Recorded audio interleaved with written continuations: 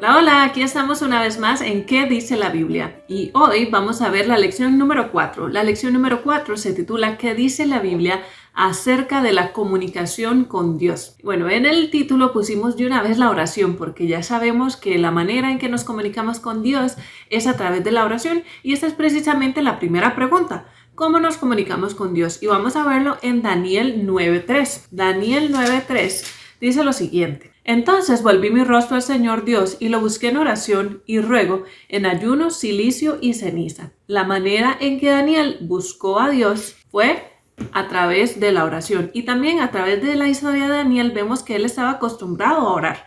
Recordamos que él siempre abría las ventanas hacia donde estaba Jerusalén y él siempre oraba a Dios. Pero, ¿qué es la oración? Porque si esa es la manera en cómo nos comunicamos con Dios, necesitamos saber qué es la oración.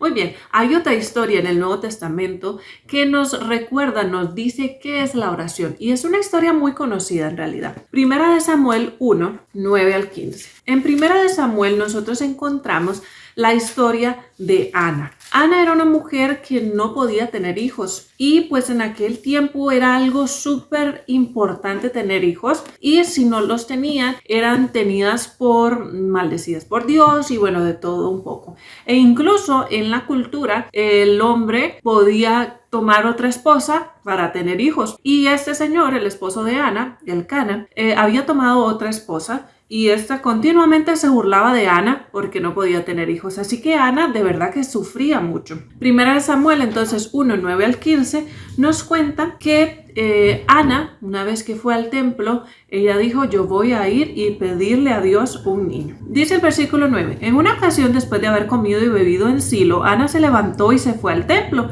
El sacerdote Elí estaba sentado en una silla junto a la entrada del santuario del Señor. Con amargura de alma, Ana oró al Señor y lloró abundantemente. E hizo un voto diciendo, Señor Todopoderoso, si te dignas a mirar la aflicción de tu sierva y te acuerdas de mí y me concedes un hijo, lo dedicaré todos los días de su vida a tu servicio y no pasará navaja sobre su cabeza. Como ella oraba largo rato ante el Señor, Elí observaba solo la boca de ella. Ana hablaba en su corazón, pero movía sus labios, aunque su voz no se oía. Y Elí la tuvo por ebria. Y entonces le dijo, ¿hasta cuándo estarás ebria? Digiere tu vino. Ana respondió, no, Señor mío, sino que soy una mujer atribulada de espíritu. No he bebido vino ni sidra, sino que he derramado mi alma ante el Señor. Y aquí en este último versículo está la respuesta a nuestra pregunta número 2. ¿Qué es la oración? La oración es derramar nuestra alma, nuestro corazón, nuestra mente, lo que estamos pensando, lo que estamos sintiendo ante Dios, así como lo hizo Ana. Y eso es la oración. Cuando nosotros abrimos nuestro corazón a Dios y le contamos todo, cosas buenas, cosas malas, lo que nos hizo feliz, lo que nos puso triste, incluso si estamos enojados. Hace poco alguien nos dijo, ¿está enojado con Dios? Dígaselo, dígale que está enojado, dígale por qué está enojado. Él puede entender y él puede manejar que usted esté enojado. Eso es la oración. Cuando nos acercamos a Él y le contamos de todo. Hay un versículo en el Nuevo Testamento, 1 Tesalonicenses 5:17, muy cortito, que dice orar sin cesar. Y entonces, ¿cómo es que vamos a orar sin cesar?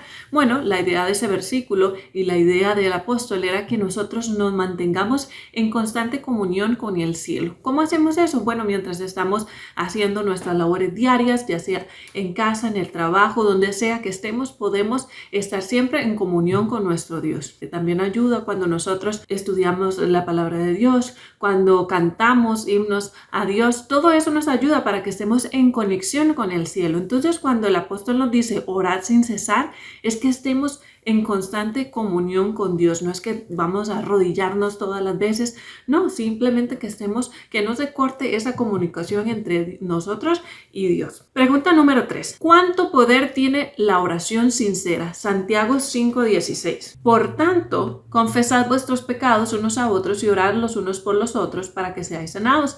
La oración del justo es poderosa y eficaz. ¿Cuánto poder tiene la oración? Tiene mucho poder. Cuando nosotros oramos de corazón a Dios y le servimos, estamos en constante comunión con Él, nuestra oración tiene mucho poder porque vamos a pedir cosas que estén de acuerdo a la voluntad de Dios y Dios conoce nuestro corazón. Quiero leerles una definición de la oración que me gusta mucho. Esta definición de la oración está en el libro El Camino a Cristo, página 93 y 95. Orar es el acto de abrir nuestro corazón a Dios como a un amigo. La oración es la llave en la mano de la fe para abrir el almacén del cielo, donde están atesorados los recursos infinitos de la omnipotencia. Otra vez, es la llave en la mano de la fe para abrir el almacén del cielo. Cuando nosotros oramos con fe, estamos abriendo el almacén del cielo, donde están atesorados los recursos infinitos de Dios. Cuando oramos, debemos abrir nuestro corazón, dice esta definición,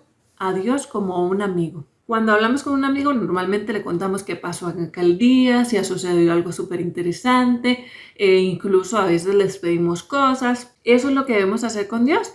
Debemos hablar con Él, contarle lo que ha pasado en el día, cómo nos estamos sintiendo. Esa es la idea de la oración.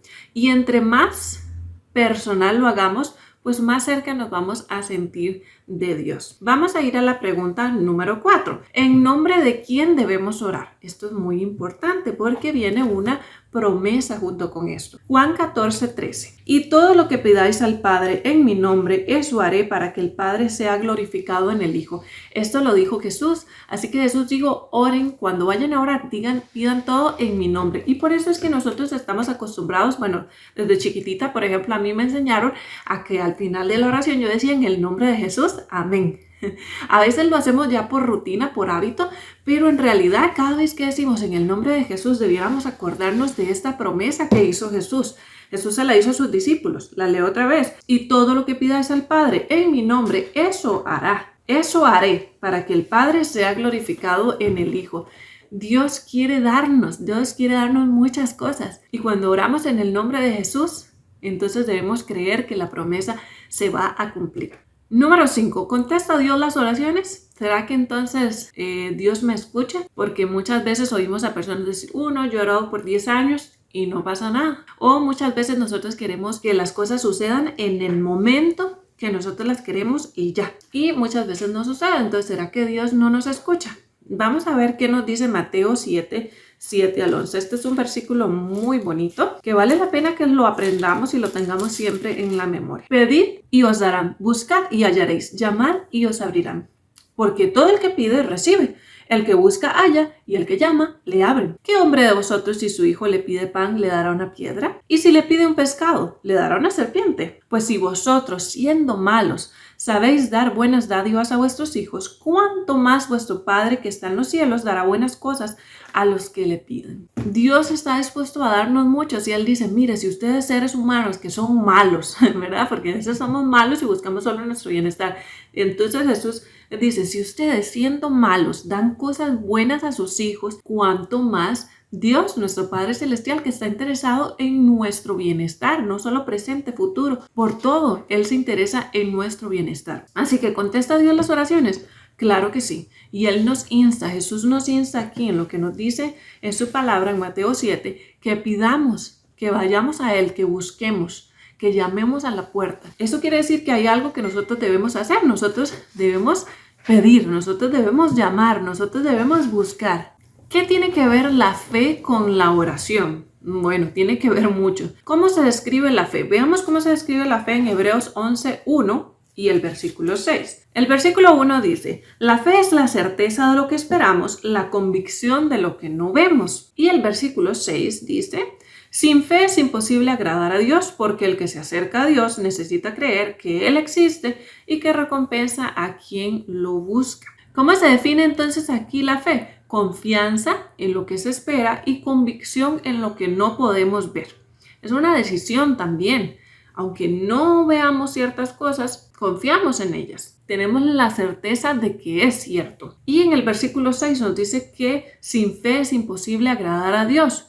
¿Cómo vamos a ir a pedirle algo a Dios pero no creemos que Él existe? Entonces, cuando nosotros oramos, es sumamente importante, es clave que creamos, que tengamos fe, porque de otra manera, ¿cómo vamos a recibir algo si no confiamos en que Dios puede darnos eso que le estamos pidiendo. ¿Y cómo se desarrolla la fe entonces? Porque si necesitamos fe para que nuestras oraciones sean contestadas, ¿verdad? Para que nosotros esa oración sea de verdad, que estamos creyendo, entonces ¿cómo desarrollamos esa fe? Bueno, en Romanos 10:17 nos tiene la respuesta. Así la fe viene por oír la palabra de Cristo. Entonces, cuando nosotros queremos desarrollar nuestra fe, debemos ir a la palabra de Dios. Debemos escuchar la palabra de Dios. Cuando nosotros estudiamos la Biblia, encontramos muchas historias, encontramos muchos milagros, encontramos muchas maneras en que Dios actúa en la vida de las personas que están aquí registradas. Y de esa manera nosotros podemos también apropiarnos de esas promesas y decir, así como Dios estuvo con esta persona, está ahora conmigo. Pero por eso es importante que oigamos la palabra de Dios para que nuestra fe sea firme y podamos ir a Dios con fe, creyendo que Él nos oye, que Él responde nuestras oraciones. Hay algunas personas que dicen, ok, voy a rezar, y otras personas que dicen, voy a orar. Según el significado en sí de la palabra, bueno, rezar significa repetir algo, ¿sí? Recitar una oración ya escrita. Y una de las más famosas es el Padre Nuestro. Jesús mismo le dio esa oración modelo, que le llamamos la oración modelo, a sus discípulos, un día que ellos le dijeron, Señor, enséñanos a orar. Entonces Jesús les dio esta oración, Padre Nuestro, que estás en el cielo, santificado sea tu nombre, venga tu reino, hágase tu voluntad. Y esa oración que conocemos mucho, y ese es uno de los rezos, ¿sí? Una de las oraciones ya escritas que se recita mucho y es muy conocida. Y en esa oración nosotros podemos ver como una estructura, ¿no? Podemos ver que se inicia alabando a Dios, reconociendo que Él es nuestro Padre, reconociendo que Él tiene poder, aceptando su voluntad. Después le podemos pedir las cosas que Él ya sabe que necesitamos, pero es importante que se lo digamos, las cosas materiales, porque dice el pan nuestro de cada día, dánoslo hoy. Dios sabe que necesitamos pan, es importante. A veces necesitamos comida, a veces necesitamos ayuda con el trabajo, a veces necesitamos ayuda con alguna situación entre familiares, amigos. Todo eso entra en el pan diario de cada día, dánoslo hoy. ¿Sí? Entonces es importante que nosotros vayamos a Dios con nuestras cosas, con nuestras necesidades. Pero también es importante que le pidamos a Dios perdón por las cosas que hemos hecho mal y que nos ayude a perdonar a los demás. También podemos interceder por otras personas. Que muchas cosas podemos hacer en la oración y siempre que sea hecha la voluntad de Dios. Ahora, para ir terminando, hay algunos tipos de oración. La oración entonces es ya como cuando hablamos, decimos cosas diferentes, ¿no? Porque recordemos que la oración es como hablar con un amigo. Entonces a un amigo no siempre le decimos lo mismo. Cambiamos y entonces en la oración es eso de abrir nuestro corazón, ¿no? Contarle todas las cosas a Dios y es poner lo que necesitamos, lo que queremos decirle a Dios en nuestras propias palabras, ya no algo escrito como es el rezo, sino que viene de nosotros, de nuestro corazón, de nuestra mente, lo que estamos sintiendo en ese momento.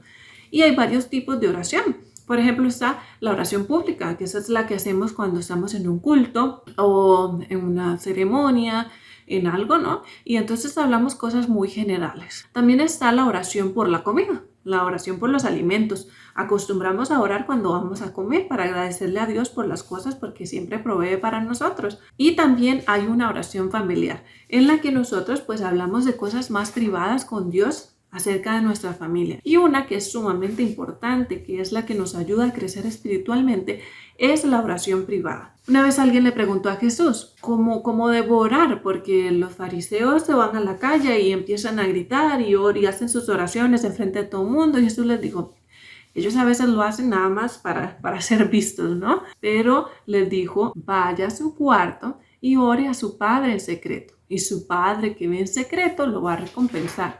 Entonces es importante que nosotros tomemos el tiempo para orar privadamente, para orar y decirle cosas a Dios que no diríamos en público, que tal vez no diríamos en todo el núcleo familiar, sino que son cosas muy personales. Y lo podemos hacer de diferentes maneras. Lo podemos hacer audible, podemos hacer una oración mental. A mí me gusta, por ejemplo, escribir porque a veces como que me desvío, estoy como orando y se me da el pensamiento para otra cosa, entonces a veces me gusta escribirlo. Hay personas que les gusta cantarlo. Hay muchas maneras de que de que hagamos la oración privada, pero es importante que hagamos esa oración privada. Y se han hecho varios experimentos en el que por un grupo de pacientes se ora y por el otro no se ora, o este grupo sí ora y este no ora, y se ha visto mejoría en las personas que oran. ¿Por qué? Porque es una manera en que nosotros expresamos lo que sentimos, tener confianza, tener esperanza, nos cambia, de verdad que sí, nos cambia y nos ayuda en nuestra mente, en nuestra salud mental y por supuesto en nuestra salud espiritual. Ahora, con toda esta información que ya dijimos acerca de la oración, ¿qué debo hacer? 1, orar 3 veces al día, por lo menos. En Salmo 55:17 se nos dice que hay que orar en la mañana, en la tarde, ¿verdad? Y en la noche, por lo menos unas 3 veces al día. Número 2, practicar la oración privada. Recordemos que esa es muy importante, que oremos en privado y le contemos todo lo que sentimos, lo que nos molesta, lo que nos hace felices, lo que nos pone tristes a Dios, que le confesemos nuestros pecados. Usted no va a confesar sus pecados ahí en medio de servicio religioso, ¿no? o en una reunión familiar y se pone usted a confesar todos sus pecados ahí a viva voz. No, para eso es la oración privada. Número 3, pedir cosas convenientes. Es importante que pidamos de acuerdo a la voluntad de Dios. Y recordemos que siempre hay que pedir en el nombre de Jesús, recordando la promesa que Él hizo. Y número 4, pedir con fe. Quiero que digan conmigo, creo que Dios escucha y contesta las oraciones. Ojalá eso sea una realidad en nuestra vida. Y quiero terminar con esta frase que está igual en ese libro, El Camino a Cristo, en la página 100 y 101. Miren qué bonito, y con esto terminamos. Presentad a Dios en oración vuestras necesidades, tristezas, gozos, cuidados y temores. No podéis agobiarle ni cansarle. Su amoroso corazón se conmueve por nuestras tristezas y aún por nuestra presentación de ellas. Llevadle todo lo que confunda vuestra mente. Ninguna cosa es demasiado grande para que Él no la pueda soportar. Ninguna cosa que de alguna manera afecte vuestra paz es tan pequeña que Él no la note. Ninguna cosa que de alguna manera afecte nuestra paz es tan pequeña que Él no la note. Ninguna calamidad puede llegar al más pequeño de sus hijos. Ninguna ansiedad puede asaltar el alma. Ningún gozo alegrar. Ninguna oración sincera escaparse de los labios sin que el Padre Celestial lo note, sin que tome en ello un interés inmediato. Creámoslo. Dios se preocupa por nuestras cosas, aún por las más pequeñitas. No le va a molestar que usted llegue a Él diciéndole: Señor, se me perdieron las llaves, no las encuentro. Dígaselo. A Él le agrada cuando nosotros nos acercamos a Él, incluso con esas cosas más pequeñitas, porque dice aquí la autora, nada hay tan pequeño que Él no tenga interés en ello. Él está interesado en todo, en nuestras tristezas, en nuestros gozos, en nuestros temores, en lo que nos preocupa. Recordemos entonces cómo nos comunicamos con Dios: por medio de la oración. Nos vemos en la próxima lección.